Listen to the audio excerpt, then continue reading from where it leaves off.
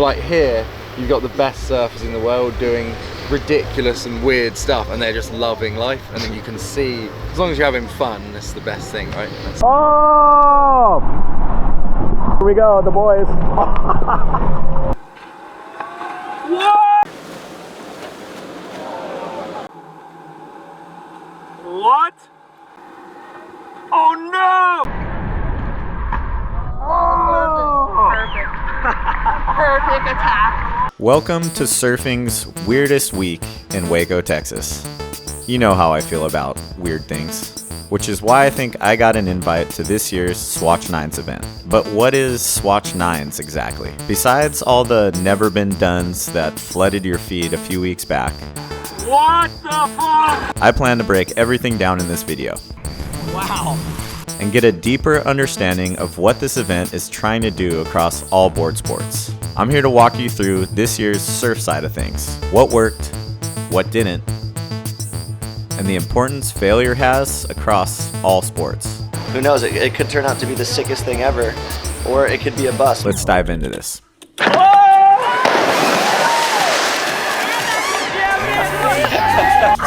All right, here it is. Day one, paddling out to my first session and gonna mess around.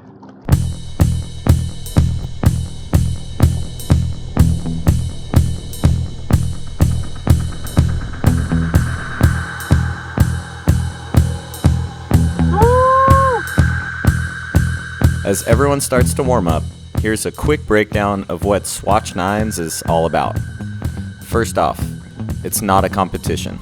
Instead, each person has 3 days to push their limits and bring their wildest ideas to life. It's all centered around experimentation and progression. That can mean trying airs that they've never done before, or working closely with a filmer or photographer to capture something totally unique. There's not really any rules, basically. You create your own. Having originated in the snow world for the past 17 years, Swatch Nines has been experimenting with different ways to look at a snow event, and the results have been very impressive. Now making a push into surf, things have really started to heat up, with the main protagonist of this year's event being a 200-foot crane. We normally do anything from air conditioners to bridge beams. This is different and kind of exciting and new to have people doing tricks on something that we're holding. That's unique to us. It lifts a skatable and surfable structure called the Flying O, which hovers above the pool. It's essentially like a basket, which is a very common way of handling heavy things. And we call it the Flying O because there's a famous skate spot in Montreal called the Big O, and it's also this kind of pipe shape. And this has wings coming with it, so it's the Flying O. The 3 main attachable and surfable features on the Flying O are a flat rail, inspired by last year's setup, a wall ride, a vision brought to life by Mason Ho, who's been chasing this idea for years. So, you know, we go in the pools, there's like walls always. So I just wanted to be like, get up on the wall and get on the wave. And surfing's first ever kinked rail. There are also 2 more standalone features that will also be hung in place by the crane. A boink ball drawing inspiration from snowboarding, and an LED ring, also known as the Ring of Fire. So, quite the list here. Let's start with the flat rail. And yeah, like putting rails and stuff and surfing on rails, you know, like that's super unusual, but I think it's just fun because like we're never gonna do that. So 100%. So it's fun to get all of us trying it. This is what I like to do. I mean, I'm not even doing it, but I just like, this is what I like to be around, doing something random and rad. Wait, it's twisting! Okay! Just a little bit more, yeah, so it's more diagonal facing. The nose of the box should be facing the beach. Rails are not common in surfing, for obvious reasons, but a brave few have attempted and even succeeded in making this odd pair work. Honorable mentions are Josh Schley and Julian Wilson. This was a feature the Nines had explored using a forklift last year. With the crane and Flying O structure conceptualized and built this year, everyone was excited and a little nervous to give this a go.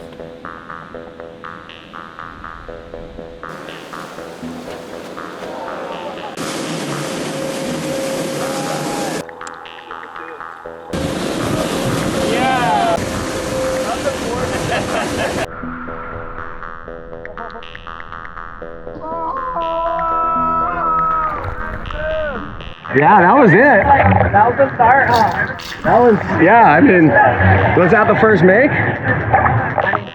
Yeah, for this year. I don't want to see the guy to say it. After a little trial and error, and mainly getting the rail in the right spot, everyone seemed to get this pretty quick. Yeah, Chipper!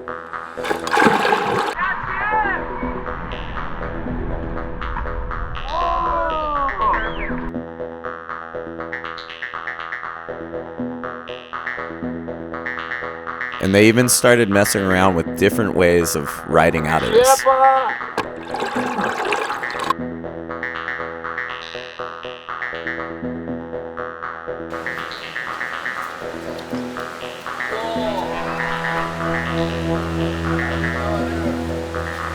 So it seemed time to level things up with surfing's first ever kink rail.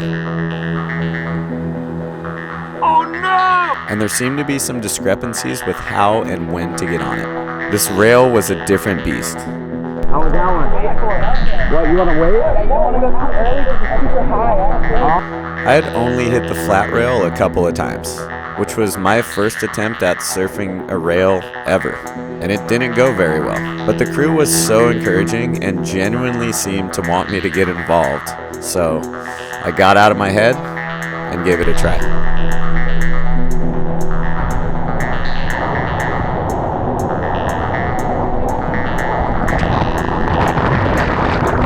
The learning curve on this rail seemed to be a lot higher, from the positioning and angle of the ramp to when to get on it. The kinked rail had significantly more nuances to it.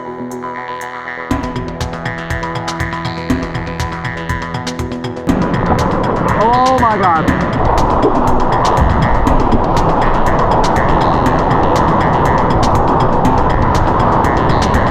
And how committed is this?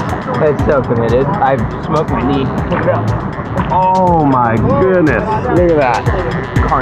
Carnage. It's hard. Oh,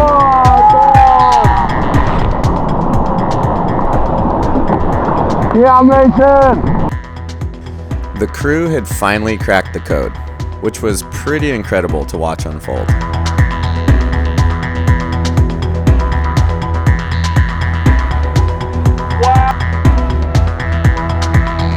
I even got up and off that thing for a quick one. I was beginning to understand the beauty and spirit of this event, which seemed to be embrace the weird, an easy motto for me to accept. And with the energy this good, it seemed like the right time for Mason to pursue his wall ride quest, which he's been trying to land for a few years now. I've noticed every time I go try it, it's like you just get stuck on the wall. So we put like the plexiglass on it, and I think it let the fins fly across if you're going fast enough. So with the help of his sponsor Reef and the Nines crew, they really wanted to give Mason his best shot at riding out of surfing's first wall ride.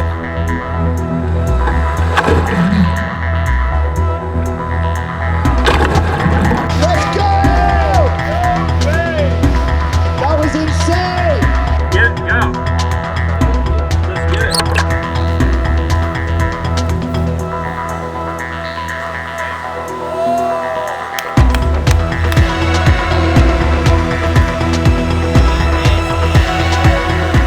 And in true Nines fashion, everyone started playing on it.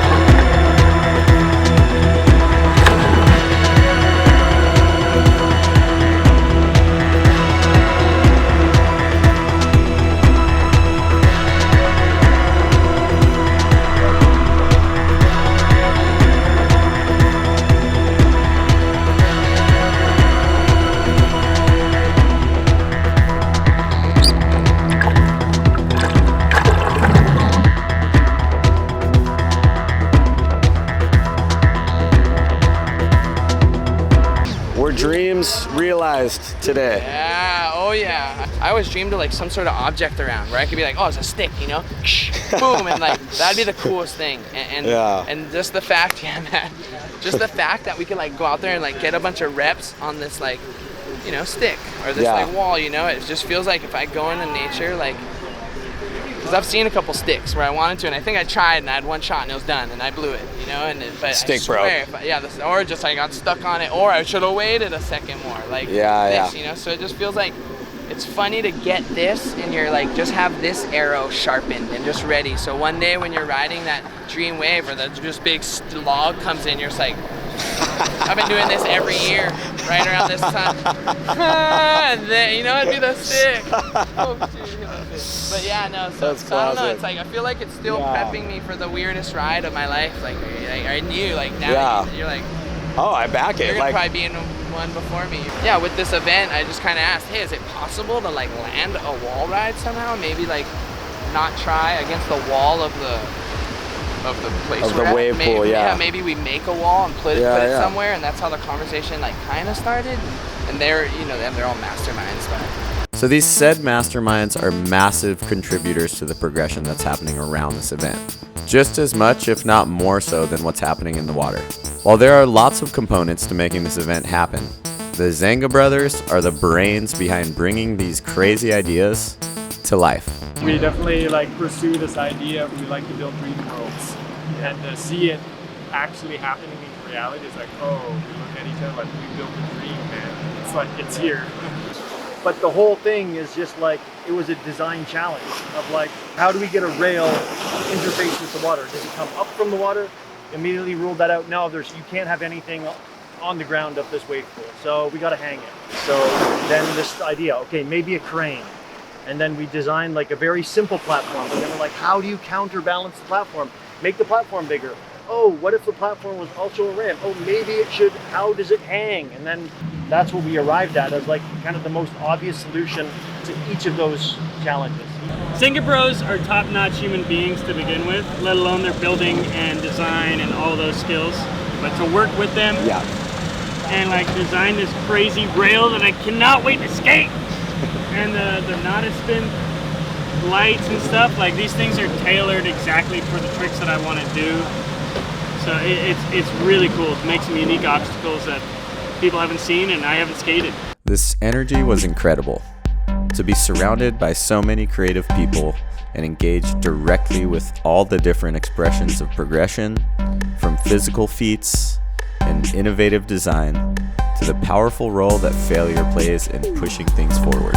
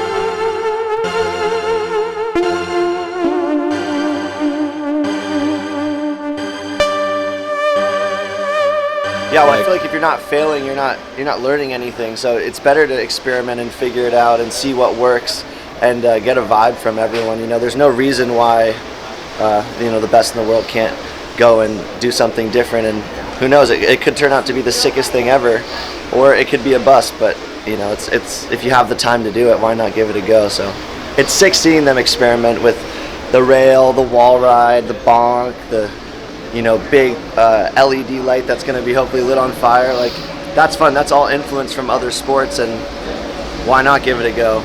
I feel like you'd be surprised on what could happen. I think the winch thing is really opening a lot of people's eyes to how big you could actually air off a section, and with that extra time doing crazier shit. It's like, kind of a dream. Because for me, looking at surfing is like people are a bit scared to do what they feel like feels nice, because it's like, oh, someone might say I'm a kook or something. But like here, you've got the best surfers in the world doing ridiculous and weird stuff, and they're just loving life. And then you can see, as long as you're having fun, that's the best thing, right? That's the main goal. And they had a spare foamy. They said you can do what you want, so I smashed some holes in it, took the wheels off my bike, and it just all like cable tied down, and it worked. I loved hearing that and watching Sam experiment in his own way. I would have to agree, surfing can be kind of stiff sometimes. And I think it's really hindered the progression of our sport with the lack of original ideas and, more importantly, feeling free enough to try. Everyone can come here and everyone can use the winch, do airs, try whatever they want, fall for 2 days and make one air on the last day or make one air on the first day. And there's no problem if you do anything or don't do anything. That's my favorite part of it. It's super light on everyone, and and I feel like when you feel like that, that's when you can do the sickest thing that you can do, like Huey's air this morning, you know. Was that the first time you had landed that? Yeah, it was the first time I tried it. Yeah, it was like first session I tried it. What? I probably had like 10 attempts or something, but I got it in the end. Yeah.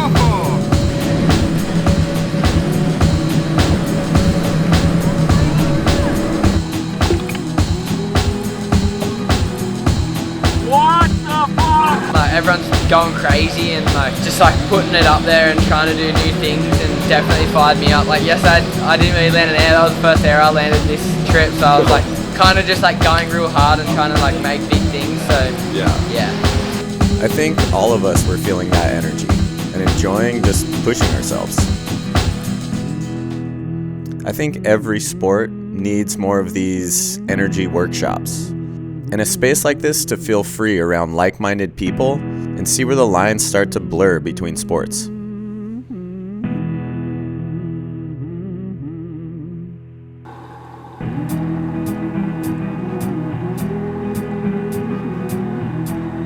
Get fucked! Get fucked! Oh! What the fuck? Let's go! Yeah! They say that I'm crazy! My question to you is, do you think it's a coincidence that 2 airs that have never been done before in surfing happen during an event like this, being around all kinds of different people from different sports and backgrounds? I'll just leave that there for everyone to mull on. Special thanks to the Nines crew and all the athletes for having me along. I'm definitely looking forward to next year. I'll be dropping new videos monthly. If you like this one, there's plenty more on my channel you can check out while you're waiting for the next drop. Your subscriptions, likes, and comments go a long way in keeping me out there. If you're looking for another way to support me and upgrade your gear, I've partnered with Hugberry to curate a collection of my favorite essentials. These are pieces I'm wearing in my videos, on surf trips, and day-to-day. In this video, I was rocking the 72-hour merino t-shirt, Well-In board shorts, as well as some new Florence Marine board shorts. When you shop through the link in my bio, you're directly supporting me and everything I create. So thank you. Alright, now get out there and fail. See you next time. Hey Zeke, you think double grabs died today on Huey's air? Fuck, double grab flips for sure. It's over. Double grab flips, it's like you can't do one of those and think it's sick anymore at all.